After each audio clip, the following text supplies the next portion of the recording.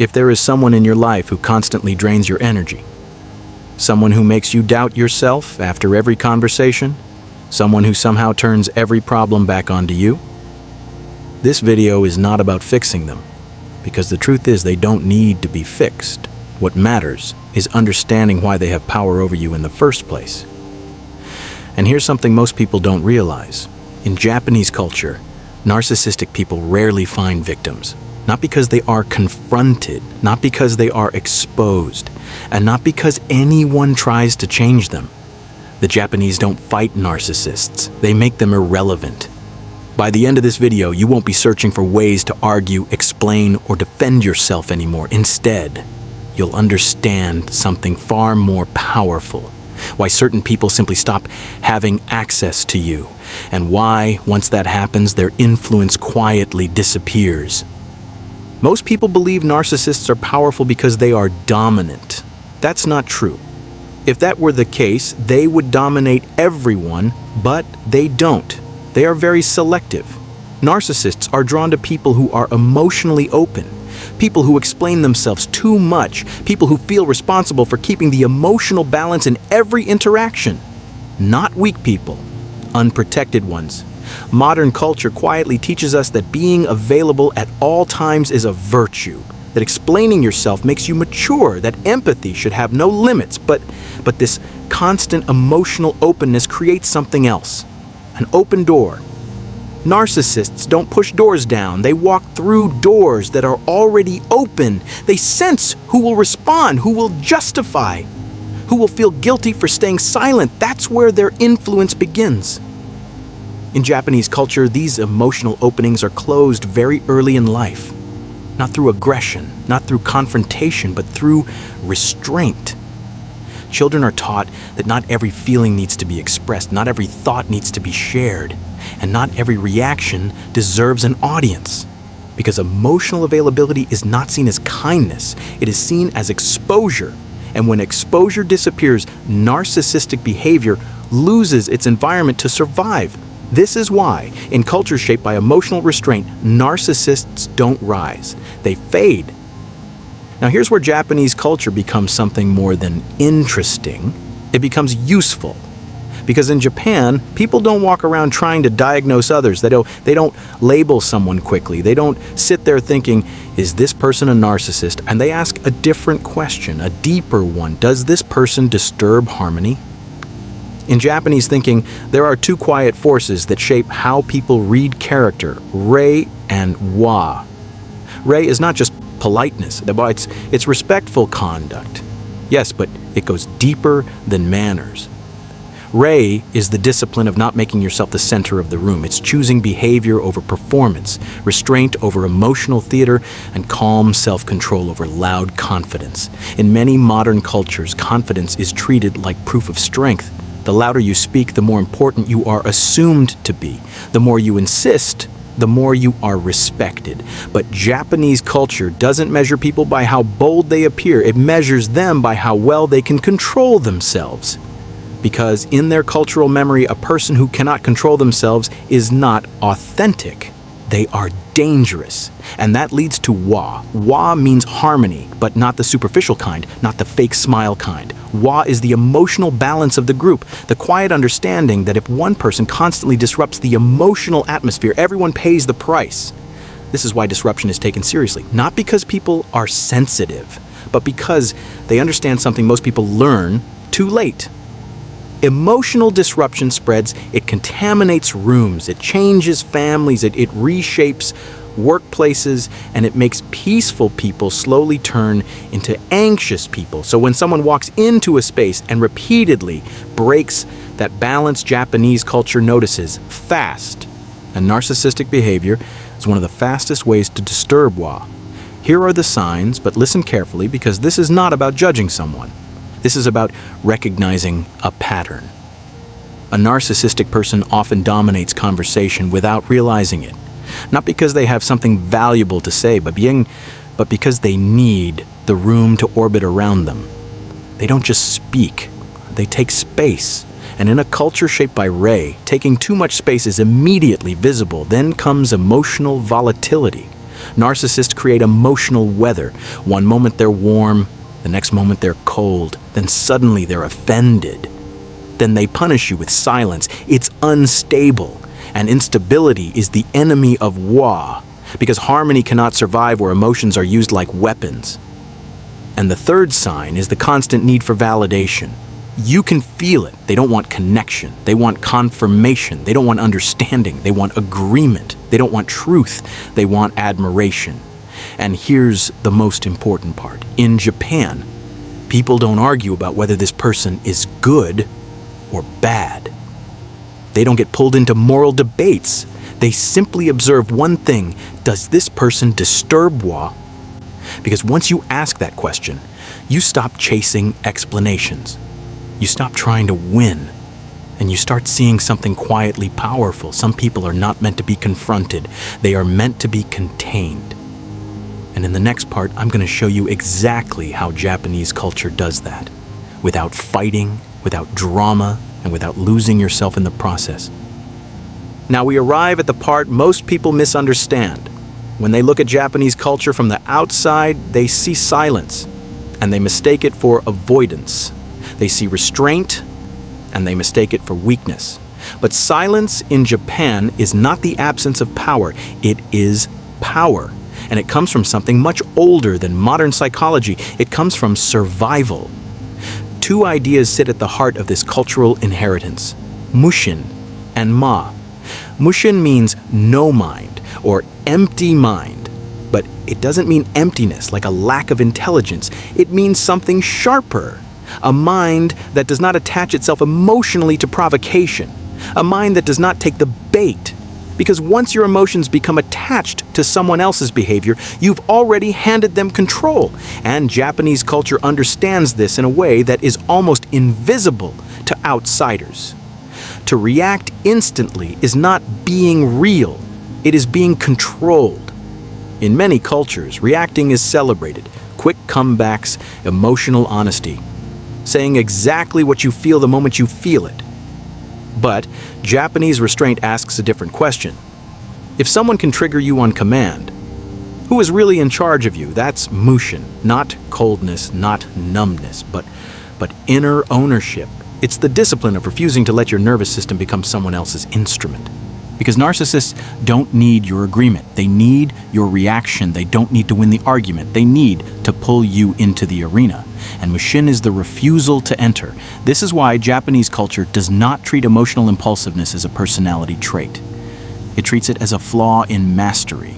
And that takes us to Ma. Ma is one of the most beautiful concepts in Japanese life because it cannot be translated properly. Ma is the space between things. The pause in music that gives the sound its meaning.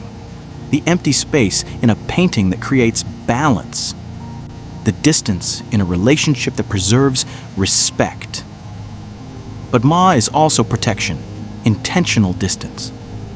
In many modern minds, distance feels like rejection. Silence feels like cruelty. Not replying feels like losing. But in Japanese cultural logic, distance is not punishment. It is a boundary that requires no explanation. Ma says, I don't have to argue with you to prove my strength. I simply remove access. And that is exactly why narcissists struggle in environments shaped by Ma. Because narcissists want closeness without respect. They want access without accountability. They want emotional availability without responsibility. Ma denies all of it, quietly. Now here's the part that makes this even deeper. This is not just philosophy, this is history. Japanese culture was shaped by centuries where emotional impulsiveness wasn't just embarrassing. It was fatal. In samurai culture, a single moment of emotional distraction could end your life. Anger could get you killed. Ego could get you killed. Trying to win, the moment could cost you everything. So emotional control didn't become a self-help idea, it became a cultural requirement. And over generations, that requirement turned into a way of living. This is why Japanese withdrawal is not passive, it is trained. Where many cultures react, Japanese culture withdraws. Not because they are afraid, but because they understand something most people never learn until they've been destroyed by it. Not every battle is a test of strength. Some battles are traps, and narcissists are experts at traps. They will provoke you not to understand you, but to destabilize you. They will twist your words, not to find truth, but to make you chase them. They will create confusion, not because they are confused, but because confusion gives them control. And if you react emotionally, you enter their world, you start defending yourself, you start explaining, you start trying to clear your name, and suddenly your peace becomes a courtroom. This is exactly what Japanese culture avoids. It doesn't argue with distortion, it doesn't negotiate with chaos. It steps back, it becomes still, and that stillness starves the narcissist, because a narcissist feeds on reaction. Japanese culture starves them, but here's the question most people ask at this point. If you don't argue, if you don't confront, if you don't explain, then what do? That's where we go next, because the next layer is not about silence anymore. It's about something even stronger: honor. And once you understand how honor works in Japanese philosophy, you'll see why narcissists cannot stay attached to certain people for long. At this point, silence alone is no longer enough, because silence without dignity can still be misunderstood. Distance without inner clarity can still collapse. This is where Japanese culture introduces something far more powerful than reaction or withdrawal: honor. But not the kind of honor most people imagine. In many cultures, honor is connected to pride, to winning, to proving something to others. Japanese honor is different. It comes from Bushidō, the way of the warrior. Bushidō was never about domination. It was about self-mastery. The warrior was not judged by how many battles he won, but by whether he could walk away without betraying himself. Because in Japanese philosophy, victory without dignity is loss. This is why dignity always comes before validation. A person guided by Bushidō does not argue to be right, does not beg to be understood, and does not trade self-respect for temporary peace. This alone makes narcissistic attachment almost impossible, because narcissists need negotiation. They need emotional bargaining. They need you to say things like, "Let me explain what I meant," or "I didn't mean it that way," or "Please understand." But Japanese culture teaches something quieter: Makoto. Makoto means inner truthfulness. It is the commitment to act in alignment with who you are, even when no one approves, even when silence feels uncomfortable, even when walking away looks like losing. Makoto is not stubbornness. It is integrity without performance. When someone lives from Makoto, they don't adjust their values to fit the room. They don't reshape themselves to keep relationships alive. And they don't bargain with their dignity to avoid conflict. This is why narcissists struggle to stay connected to people shaped by this mindset. Because narcissists don't attack directly. They negotiate. They push emotional buttons to see how much of yourself you're willing to trade to keep things smooth. And every time you explain yourself unnecessarily, every time you compromise your inner truth for approval, you signal availability. But when you stop negotiating your dignity, something changes. You become uninteresting to manipulation, not dramatic, not cold, just unavailable for distortion. Japanese honor is not loud, it does not announce itself, it simply refuses to bend. And this refusal is not aggressive, it is final. This is why, historically, honor in Japanese culture was taken so seriously that people would rather disappear from the world than live in self-betrayal. To outsiders, this looks extreme, but within the culture, it makes sense. Because once you betray yourself, the relationship is already lost, not with others, with you. And narcissists instinctively sense this line. They can provoke anger, they can trigger guilt, they can create confusion, but they cannot attach to someone who does not negotiate their dignity. And once that attachment fails, something important happens. The narcissist doesn't fight harder, they look elsewhere, because the next layer of Japanese philosophy makes something very clear. Not everything is meant to be fixed, and not every broken pattern is your responsibility. There is a moment in every draining relationship where you start believing something quietly dangerous. That if you just explain yourself better, if you stay a little more patient, if you give a little more understanding, the person in front of you will finally change. This belief doesn't come from kindness, it comes from responsibility taken too far. And Japanese philosophy has a word that gently dissolves this illusion. Wabi-Sabi. Wabi-Sabi is the understanding that imperfection is not a mistake in life. It is life. Things are meant to be incomplete. People are meant to be inconsistent. And not every rough edge exists to be polished. In cultures shaped by Wabi-Sabi, trying to fix everything is not seen as compassion. It is seen as interference, because compassion does not assume superiority. It does not say, I know better than you who you should be. And this is where many people unknowingly trap themselves in narcissistic dynamics. They don't stay because they are weak. They stay because they believe it is their role to repair, to heal, to absorb, to endure. But Japanese wisdom makes a clear distinction. Some people are problems. And problems can be solved. But some people are patterns. And patterns are revealed, not repaired. A narcissistic person is not broken in a way that requires your help. They are consistent in a way that requires your distance. Wabi-Sabi teaches that once you stop fighting reality, something profound happens. You stop personalizing behavior that was never about you. You stop carrying emotional weight that was never yours to hold. And you stop confusing tolerance with wisdom. This is not emotional coldness. It is emotional accuracy. Because when you try to fix someone who has no intention of changing, you slowly betray yourself. You invest energy into something that does not grow. You sacrifice clarity for hope. And hope in the wrong place becomes a trap. Japanese culture does not shame people for their imperfections, but it also does not revolve around them. It observes, it accepts, and then it chooses distance when necessary. This is where a deep psychological relief begins. The moment you realize that you are not required to save everyone, your nervous system relaxes, your thoughts slow down, your self-doubt loosens its grip. And narcissistic influence weakens. Because narcissists rely on one thing more than anything else, your belief that it's your responsibility to fix them. Once that belief dissolves, their power does too. But now, a new question appears. If you don't fix them, if you don't confront them and you don't carry them anymore, how do you stay strong inside yourself? That's where the next layer takes us, because Japanese philosophy doesn't just remove burdens, it teaches you how to carry yourself. At this stage, something important has already shifted. You're no longer focused on the narcissist, you're no longer trying to decode their behavior, and you're no longer asking, what should I do about them? Instead, a different question starts to emerge. How do I stay solid within myself? This is where Japanese philosophy stops dealing with the outside world and turns inward.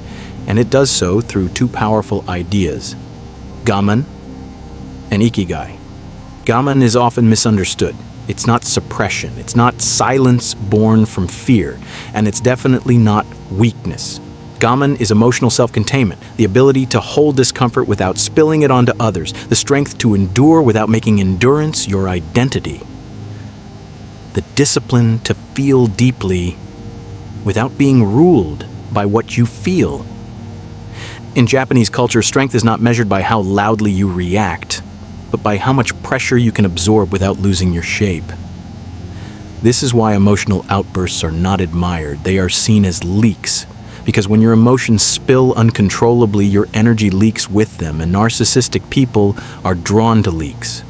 They sense emotional exposure the way predators sense movement.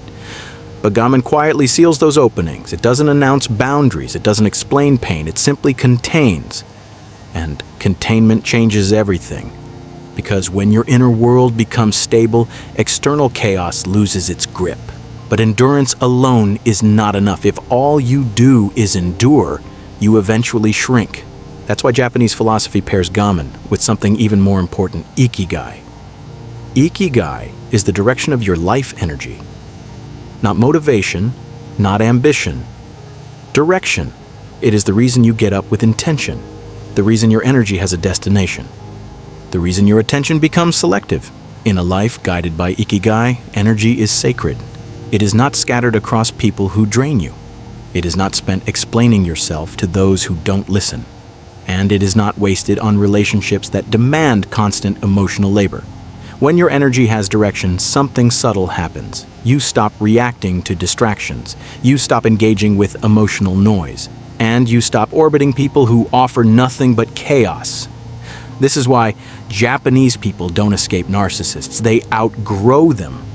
Not through conflict, not through confrontation, but through elevation. Because once your life has momentum, once your attention is anchored to purpose, certain people simply cannot follow.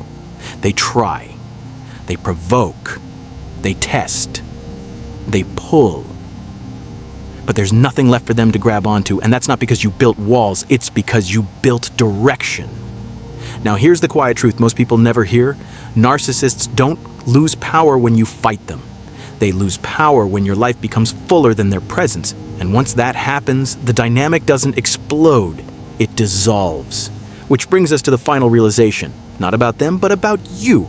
Because by now you may already be noticing something. If you've been listening carefully, you may already feel it. Not excitement, not relief, but clarity. Because something important didn't happen outside of you. The situation didn't suddenly change. The people in your life didn't magically become different, but your position within it did. Earlier, your attention was pulled outward. You were watching, analyzing, reacting. Now, without forcing it, your center has shifted back to you. This is how Japanese philosophy works. It doesn't rush to confront the problem. It doesn't dramatize conflict. And it doesn't try to overpower what stands in front of it. Instead, it changes the ground beneath the situation. And when the ground changes, what once felt heavy begins to feel distant. You're not calmer because you learned a technique. You're calmer because something no longer needs your energy. This is not detachment, it's realignment. You're starting to see that strength doesn't come from fixing, fighting, or explaining. It comes from knowing where you stand and refusing to abandon that position. Nothing here asked you to harden your heart. Nothing asked you to disappear. You were simply shown another way to exist, a way where your peace is not negotiated, where your attention is not constantly pulled, and where certain dynamics quietly lose relevance. This is not something you do. It's something you notice, and once noticed, it cannot be unseen. Kaizen mind mastery is not about quick fixes, it's not about emotional tricks, and it's not about winning arguments. It's about adopting ancient perspectives that still work today, because they were built on discipline, restraint, and deep understanding of human nature. If this way of seeing the world resonates with you, then this channel is not just something you watch.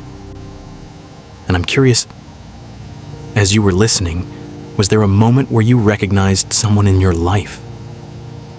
Or maybe you recognized an old version of yourself? Let me know in the comments. Your perspective matters here, and these conversations shape what we explore next. If you want more content grounded in Japanese philosophy, mental clarity, and quiet strength, make sure you subscribe. And stay close. We're just getting started.